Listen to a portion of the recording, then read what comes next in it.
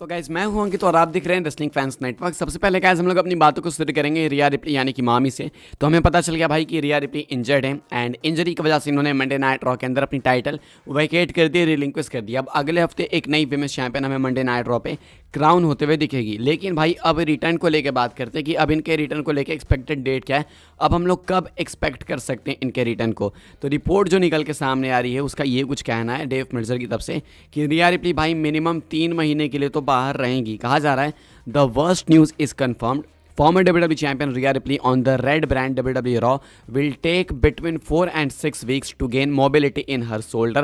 Not only that, it will take more than 3 months to strengthen the muscle and fully recover to be able to return to the ring. Wrestling Observer newsletter के अंदर ये चीज़ बताई गई है कि रिया replay को जो injury हुई है ना वो शोल्डर इंजरी है।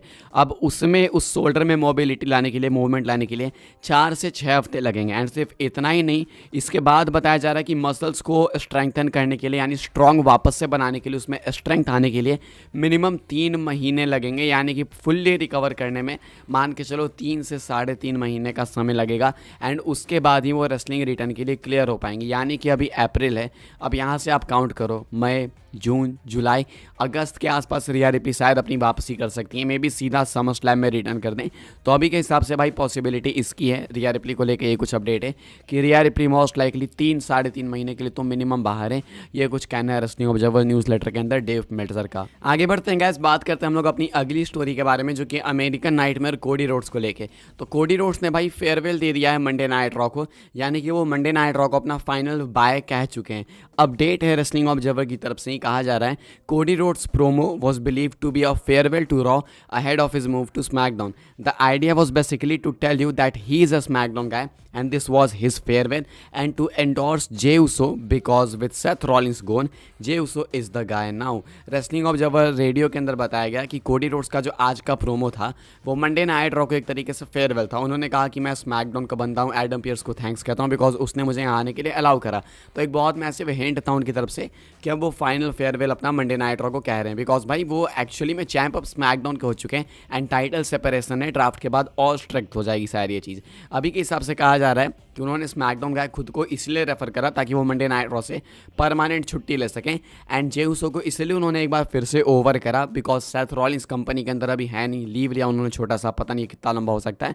तो इस दौरान जे उसो वो बेबी फेस हैं जो कि भाई अभी टॉप पे दिख रहे हैं। जे उसो, सेमी जन, इस तरीके के सुपरस्टार्स अभी टॉप पे हैं। तो जे उसो को और ओवर किया है कोडी रोड्स ने यहाँ पे क्राउड के सामने ताकि वो आराम से अपनी रिस्पॉन्सिबिलिटी जे उसो पे थोप के जा सके फ्राइडे नाइट स्मैकडाउन में। तो यहाँ पे एक छोटा सा टॉर्च पास करने वाला मोमेंट था कोडी की तरफ से जे उसो के लिए एंड अब वो परमानेंट हो चुके हैं भाई स्मैकडाउन गाय। नेक्स्ट हम लोग बात करते हैं गाइस अंकल हाउडी के बारे में। तो भाई अंकल हाउडी को लेकर अब डब्ल्यूडब्ल्यूई ने बहुत मैसिव टीजर्स ड्रॉप करने चालू कर दिए हैं। भयंकर टीजर्स आ रहे हैं, QR code, cryptic teasers, website links, फलाना ढिमकाना, बहुत सारी चीज़ें। इवन मैट हार्डी ने भी टीज करा है कि वो ब्रे वाइट की फैक्शन का, यानी जो ब्रे वाइट की फैक्शन पहले रूमर थी वाइट 6 जो कि शायद वापस से अंकल हाउडी लेके आ रहे हैं, उसका पार्ट हो सकते हैं। क्योंकि भाई ब्रे वाइट के साथ मैट हार्डी का एक बहुत पुराना लिंकअप रहा है, ये दोनों टैग टीम चैंपियंस भी बने थे साथ में, तो एक पुरानी स्टोरी है। तो इसलिए ब्रे वाइट की वजह से मैट हार्डी अंकल हाउडी वाली स्टोरी में इन्वॉल्व हो सकते हैं। अब कई सारे नेम्स देखो भाई रूमर है, एक तो खुद हो गए बो डालिस यानी कि अंकल हाउडी, दूसरी हो गई एलेक्सा ब्लिस, उसके बाद एरिक रोवन रूमर्ड हैं, ब्रॉन स्ट्रोमन रूमर्ड हैं एंड अभी मैट हार्डी ने खुद से टीज कर दिया ट्विटर पे ड्रॉप करके। तो इसको मैंने कवर करा सुबह वाली पहली वीडियो में, आप जाके देख सकते हो आज की पहली वीडियो में। तो वो भी बहुत मैसिव टीज था। अब ऐसे में एक बहुत ही इंटरेस्टिंग चीज़ मैंने देखी, फैंस ने इस चीज़ को पॉइंट आउट करा कि पॉसिबली हो सकता है कि अंकल हाउडी के फैक्शन में वो सारे लोग होंगे जो कि कहीं ना कहीं ब्रे वाइट से क्लोजली इन्वॉल्व रहे हैं पास्ट में, जैसे एरिक रोवन हो गए भाई, ब्रॉन स्ट्रोमन हो गए, बो डालिस, ये लोग तो हैं ही हैं। एलेक्सा ब्लिस का भी एक तरीके से रिजर्वेशन है मान के चलो। उसके बाद बात रही मैट हार्डी की, तो मैट हार्डी भी भाई साथ में ब्रे वाइट के चैंपियन रह चुके हैं। तो अभी के हिसाब से भाई हो सकता है कि मैट हार्डी का आना और ज़्यादा सेंस बनाएगा। तो अभी के हिसाब से ये 4-5 नेम्स ऑलमोस्ट कन्फर्म दिख रहे हैं, इससे और भी ज़्यादा हो सकते हैं। अभी बताना बहुत मुश्किल है कि कौन कौन से नेम्स हो सकते हैं, लेकिन मैट हार्डी का भी नेम अच्छा खासा निकल के सामने आ रहा है, स्पेशली इनके टीज़ के बाद। तो हो सकता है कि इससे ज़्यादा भी और लोग होंगे, बिकॉज धीरे धीरे निकल के चीज़ें सामने आ रही हैं। अब अभी के हिसाब से ये कुछ है भाई। साथ में यहाँ पे एक चीज़ और ऐड करना चाहूँगा कि शायद जितना आप एक्सपेक्ट करो उससे कई ज़्यादा WWE सोच के बैठी है अंकल हाउडी के लिए, बिकॉज ये कोई मीडियोकर फैक्शन नहीं होने वाली है। एक तो ब्रे वाइट की लेगेसी है, उसको कैरी ऑन करना है, एंड बो डायलिस को अच्छे से बुक करना है, एंड नए नए सुपरस्टार साइन करे जा रहे हैं। नए तो क्या, पुराने वाले सुपरस्टार्स ही साइन करे जा रहे हैं वापस से इस वाली स्टोरी के लिए। तो WWE इसको मजाक में बिल्कुल नहीं लेने वाली है, एंड कुछ बहुत मैसिव आने वाला है बहुत ही जल्दी। अभी के हिसाब से भाई अंकल हाउडी के फैक्शन को लेके ये है लेटेस्ट अपडेट। आगे बढ़ते हैं गाइस, बात करते हैं अपनी अगली स्टोरी के बारे में, जो कि ड्रू मैकिंटायर को लेके। तो भाई क्या ड्रू मैकिंटायर क्रिएट कर सकते हैं वापस से वो आइकॉनिक सीएम पंक का मोमेंट, जब सीएम पंक WWE टाइटल लेके भागे थे, यानी चोरी करके क्राउड के बीच से निकले थे अपने होम टाउन में।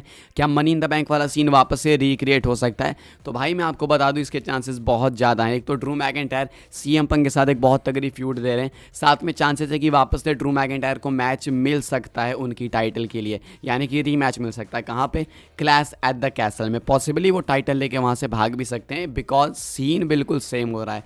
ड्रू मैकिंटायर का जो कॉन्ट्रैक्ट है वो WWE के साथ 5 से 6 हफ्ते के अंदर एंड होगा। अब अगर आप आज के डेट से 4 हफ्ते काउंट करोगे तो वो हम लोग पहुंच जाएंगे भाई लगभग मान के चलो मिड में। एंड उसके बाद अगर आप उसमें 2 हफ्ते और ऐड कर दोगे, बिकॉज रूमर्स का कहना है कि 5-6 हफ्ते में कॉन्ट्रैक्ट खत्म होगा, तो लगभग हम सऊदी इवेंट एंड वो क्लैश एट द कैसल के करीब पहुंचेंगे। तो सऊदी इवेंट से कोई खास लेना देना तो है नहीं मैकिंटायर का। क्लैश एट द कैसल भाई उनके खुद के प्लेस से होने वाला है, उनकी ऑडियंस के सामने होने वाला है स्कॉटलैंड से। तो पॉसिबली वो सीएम पंक वाली चीज़ दोहरा सकते हैं। हालांकि ये बिल्कुल कंप्लीट स्टोरी होगी, सीएम पंक वाली चीज़ बहुत सीरियस हो गई थी, ये तो फुल स्टोरी होगी। लेकिन हाँ, शायद वो ट्रोल करने के लिए वो वापस से वो चीज़ दोहरा सकते हैं अगर उनको उस टाइम पे वर्ल्ड चैंपियनशिप दी जाएगी तो ये सिर्फ अर्ली शेयर स्पेकुलेशन है। मुझे लगा आपको बताते हैं कि आप चाहते हो कि वो मोमेंट रिक्रिएट हो ताकि ये फ्यूड और पर्सनल हो सीएम पंक एंड मैकिंटायर के बीच में।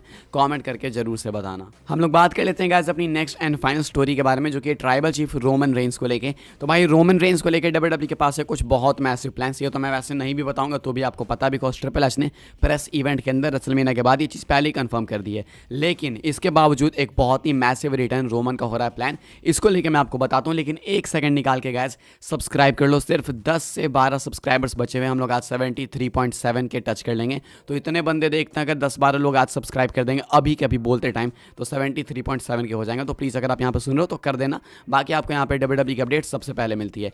रोमन के बारे में बात कर रहा था मैं, तो भाई देखो रोमन के चांसेस फोर्स हो रहे हैं कि वो समर स्लैम में वापस आ सकते हैं, बिकॉज 2020 में भी ट्राइबल चीफ बन के जब वो वापस आए थे तो समर स्लैम में ही आए थे, एंड इस बार भी सेंस बनेगा। लेकिन यहाँ पे भाई एक बहुत मैसिव लेकिन है, बट है, वो ये है कि शायद रोमन समर स्लैम में ना भी आए। क्यों ना है मैं आपको बताता हूँ। जो सोलो सिकोआ वाली स्टोरी है ना भाई, अभी वो इवॉल्व ही होगी। अभी जेकब फाटू भी मोस्ट लाइकली ज्वाइन करेंगे उनको, एंड अभी इनको डोमिनेशन साबित करने के लिए कुछ बड़े मैचेस देने होंगे। एंड समर स्लैम ऐसा नहीं है भाई कि बहुत दूर है, अभी हम लोग ऑलमोस्ट अप्रैल के बीचों बीच ख़त्म करने वाले हैं। उसके बाद मई आएगा, जून आएगा, जुलाई आएगा, एंड देन अगस्त। तो WWE के अंदर अभी 2-3 महीने ना भाई कोई मैटर नहीं करते हैं, बिकॉज स्टोरी बहुत लॉन्ग टर्म जा रही है। तो ऐसे में शायद इनको और ज़्यादा टाइम देने के लिए WWE रोमन का रिटर्न और डिले कर सकते हैं, बिकॉज जब रोमन आएंगे तो चीज़ें इनके लिए बर्बादी की तरफ आगे बढ़ेगी। तो ऐसे में रोमन का रिटर्न, जो कि लोग सोच के बैठे हैं कि समर स्लैम में होगा, पॉसिबली वो समर स्लैम में ना होके किसी अनएक्सपेक्टेड प्लेस पे हो सकता है, एंड अनएक्सपेक्टेड टाइम पे अनएक्सपेक्टेड इवेंट में हो सकता है।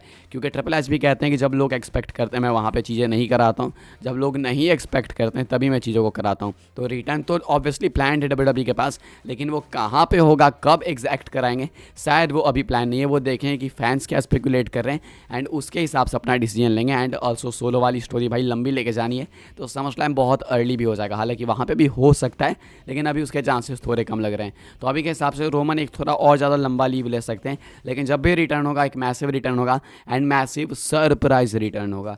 इस वीडियो के लिए गाइस यही कुछ अपडेट्स थी। आई होप आपको इन्फॉर्मेशन मिली हो तो वीडियो को लाइक करें, शेयर करें, सब्सक्राइब करें, चैनल को फॉलो कर सकते हैं मुझे इंस्टाग्राम एंड ट्विटर पे, लिंक आपको मिल जाएगा डिस्क्रिप्शन में।